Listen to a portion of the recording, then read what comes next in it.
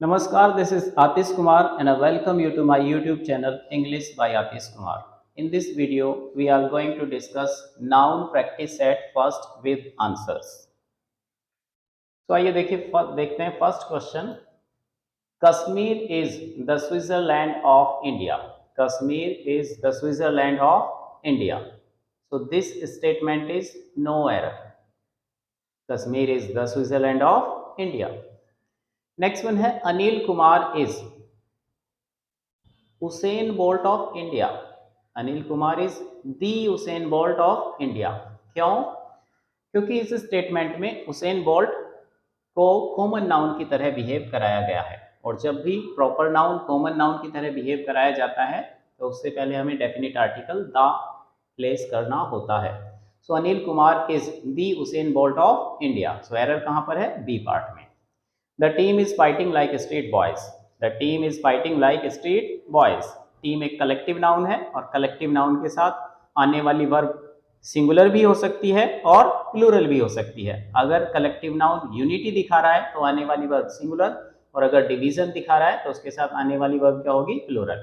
तो the team is fighting. Fighting तो division दिखा रहा है तो टीम इज फाइटिंग ना होकर के क्या लिखना होगा? The team are fighting. हाँ, अगर होता है कि टीम खेल रही है तो खेलना यूनिटी को दिखाता है तो फिर लिखते the team is playing. But team लड़ रही है तो लड़ना तो डिवीजन को दिखाता है इसलिए द टीम इज फाइटिंग ना होकर के the team are fighting.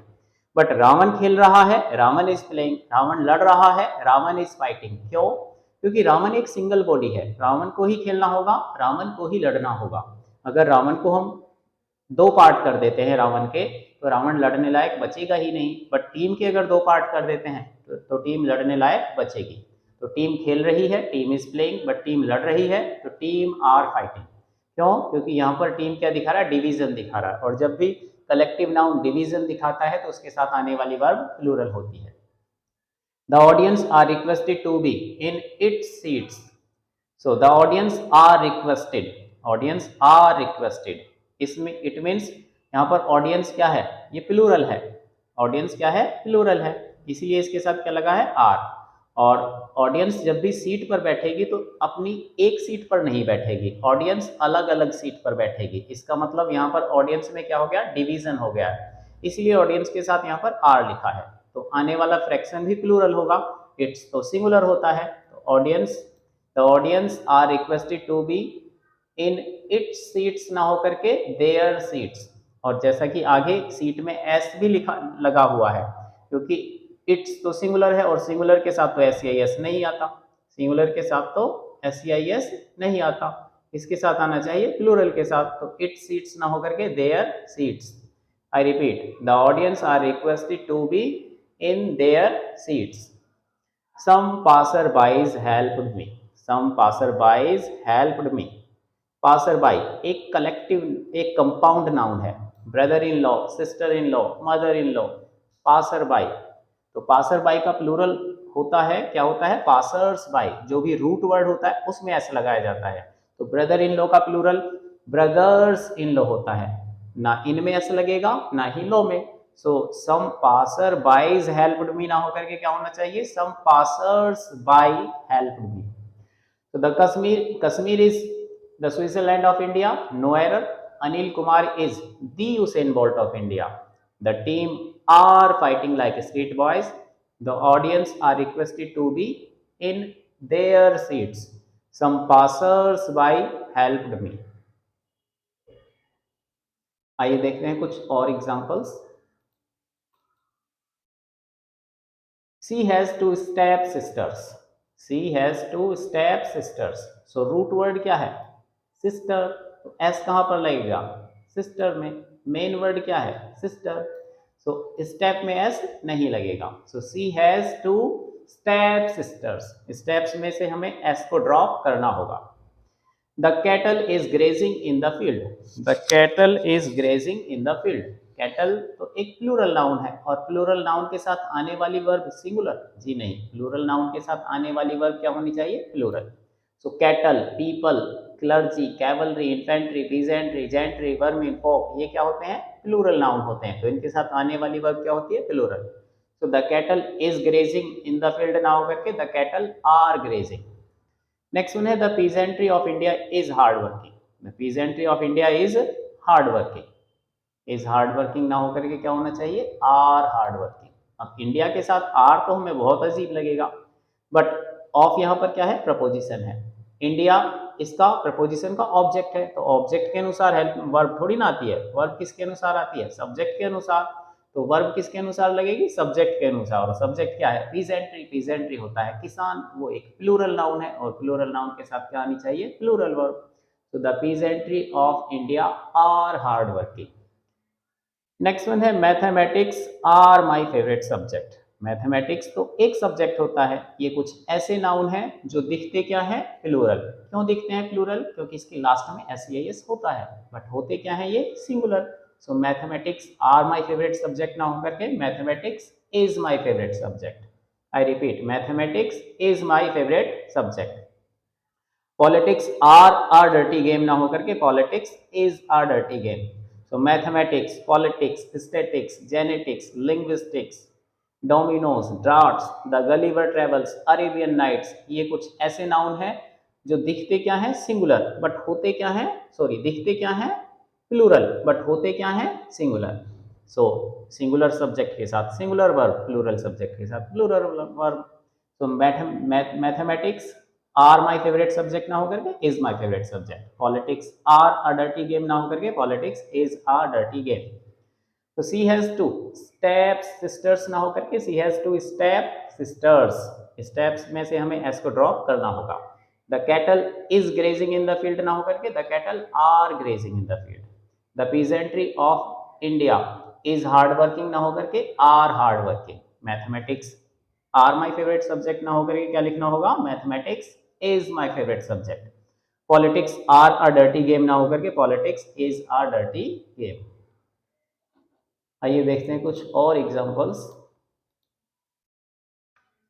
Next one है I need 1000 rupees. I need 1000 rupees. तो 1000 एक ऐसा वर्ड है, एक ऐसा नाउन है जिसमें एस लगाया भी जा सकता है, नहीं भी लगाया जा सकता। अगर उससे पहले कोई न्यूमेरिकल एडजेक्टिव है तो उसमें एस नहीं लगेगा, और न्यूमेरिकल एडजेक्टिव नहीं है तो उसमें एस भी लगेगा, और आगे हमें एडिशनल ऑफ भी लगाना होगा। तो 1000, 100, डजन, मिलियन, बिलियन, ट्रिलियन, इनके साथ एस लग भी सकता है, नहीं भी लग सकता। तो हमें लिखना होगा आई need 1000 rupees, I need 2000 rupees, I need 3000 rupees, I need 4000 rupees. या तो 1000 से पहले कोई न्यूमेरिकल एडजेक्टिव लगाओ, या फिर 1000 में एस लगाएंगे और फिर ऑफ लगाएंगे। I need thousands of rupees. या तो कहो मुझे 1000 रुपए की जरूरत है, या फिर कहो मुझे हजारों रुपए की जरूरत है। आई नीड 1000 रुपीज या फिर I need thousands of rupees. So error कहां पर है, बी पार्ट में। I have 5 dozens bananas.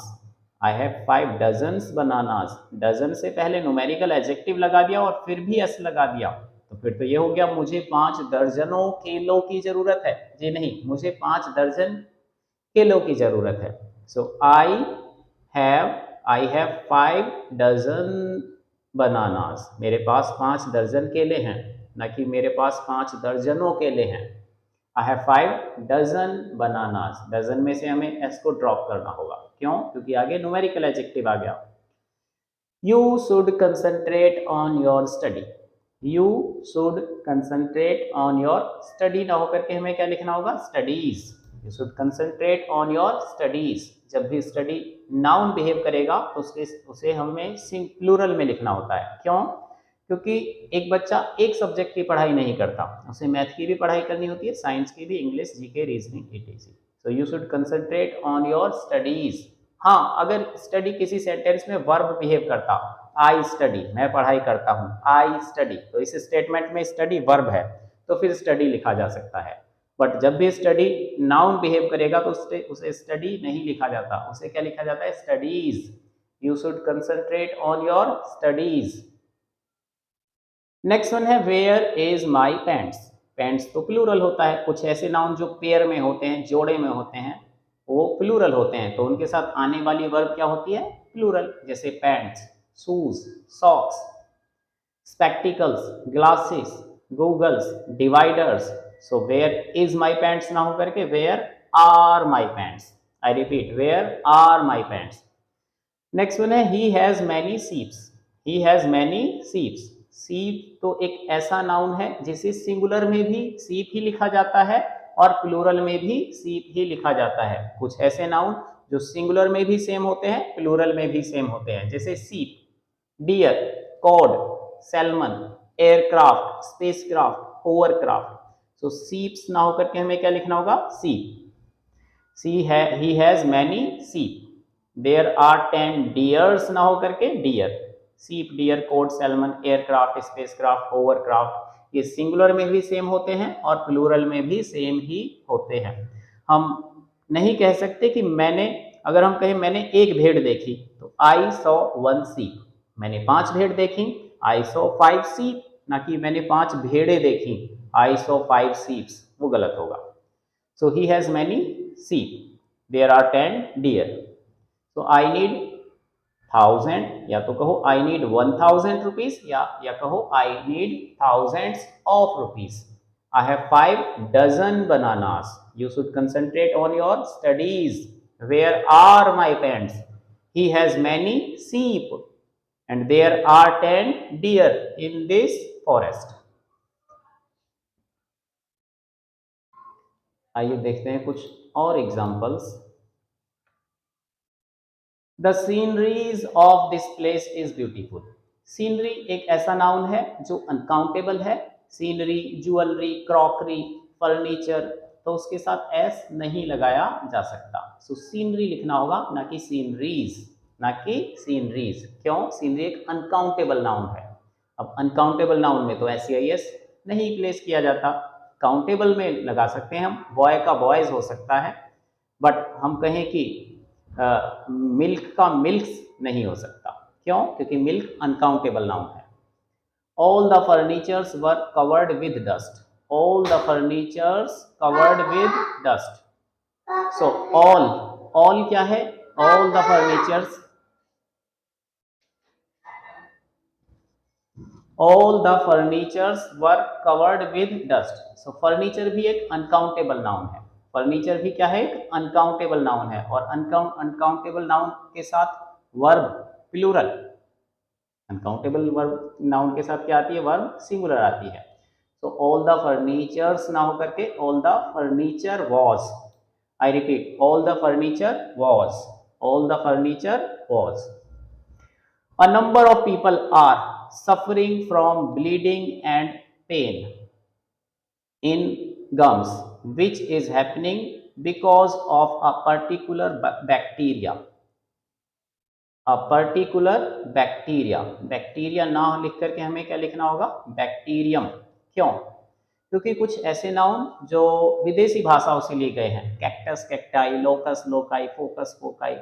Bacterium, bacteria, bacterium singular होता है और बैक्टीरिया प्लूरल होता है। और यहाँ पर ए की बात करें तो एक ए तो सिंगुलर को दिखाता है। सो a particular bacterium, I repeat, a particular bacterium. What is the criteria of selection in the examination? Criteria एक प्लूरल नाउन है। क्राइटेरिया क्या है? एक प्लूरल नाउन है।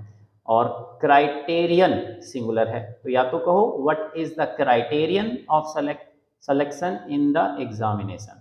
तो हमें क्या लिखना होगा? What is the criterion, what is the criterion of selection in the examination.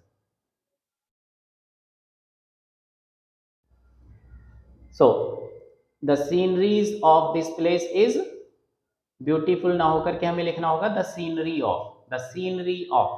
all the furnitures ना होकर के all the furniture was, all the furniture was covered with dust।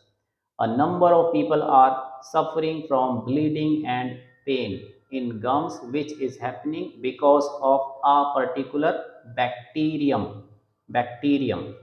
and what is the criterion, what is the criterion of selection in the examination।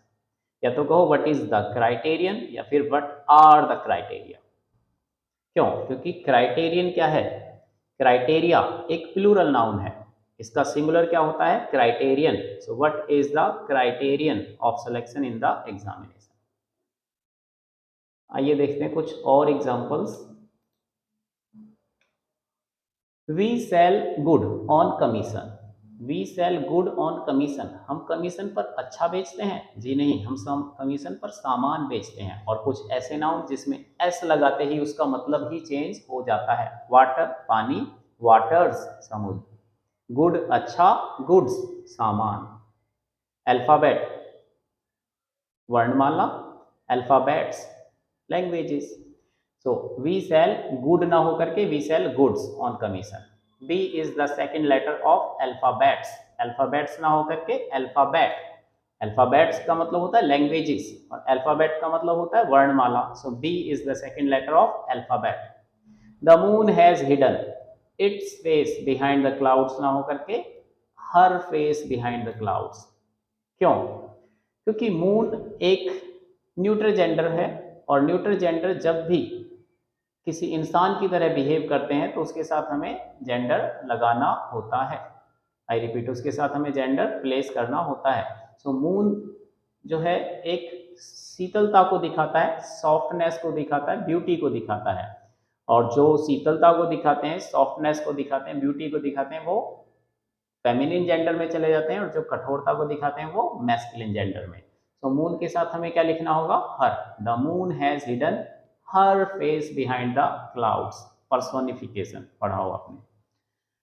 So the moon has hidden her face behind the clouds. The sun has hidden his face behind the clouds. क्यों? Sun तो कठोर होता है, गर्मी देता है, तपिश देता है। So the sun has hidden his face behind the clouds. Chairs leg ना होकर के हमें क्या लिखना होगा? The leg of the chair. क्यों? क्योंकि इंसानों का वस्तुओं पर अधिकार होता है, वस्तुओं का वस्तुओं पर अधिकार नहीं होता। चेयर की लैग, हम चाहें तो चेयर में दूसरी लैग लगा दें। सो वी सेल गुड ना होकर के goods. B is the second letter of alphabets ना होकर के alphabet. The moon has hidden its face ना होकर के her face, but the sun has hidden its face ना होकर के हिज फेस। सो मून के लिए हमें क्या लिखना होगा? हर, और सन के लिए हिज। चेयर्स लैग ना होकर के the leg of the chair, the leg of the chair. I hope you have understood. Thank you. Next video में हम डिस्कस करेंगे नाउन का practice set second without answer.